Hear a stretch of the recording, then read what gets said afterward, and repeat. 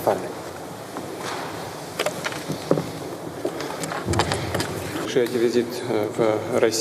মাননীয় পররাষ্ট্রমন্ত্রী আরাঘচি, আপনাকে দেখে খুব ভালো লাগছে। শুভ অপরাহ্ন এবং স্বাগত।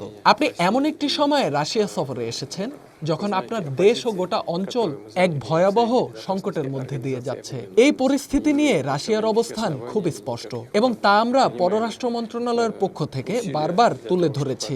এছাড়া জাতিসংঘের নিরাপত্তা পরিষদেও আমরা আমাদের অবস্থান সুস্পষ্টভাবে জানিয়ে দিয়েছি। ইরানের বিরুদ্ধে যে কোনো প্রকার আগ্রাসন সম্পূর্ণ অযৌক্তিক এবং ভিত্তিহীন। এ বিষয়ে আমাদের কোনো সন্দেহ নেই। ইরানের সঙ্গে রাশিয়ার দীর্ঘদিনের বন্ধুত্বপূর্ণ এবং গভীর সম্পর্ক রয়েছে। সেই সম্পর্কের জায়গা থেকেই আমরা ইরানি জনগণকে সহায়তা করার চেষ্টা চালিয়ে যাচ্ছি।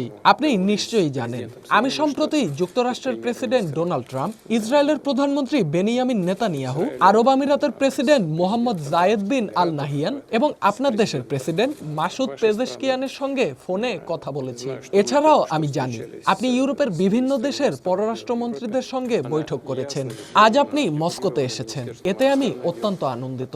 আমাদের মধ্যে আজকের এই বৈঠক চলমান সংকট নিয়ে খোলামেলা আলোচনা এবং সংকট উত্তরণের পথ খুঁজে বের করার একটি গুরুত্বপূর্ণ সুযোগ এনে দিয়েছে।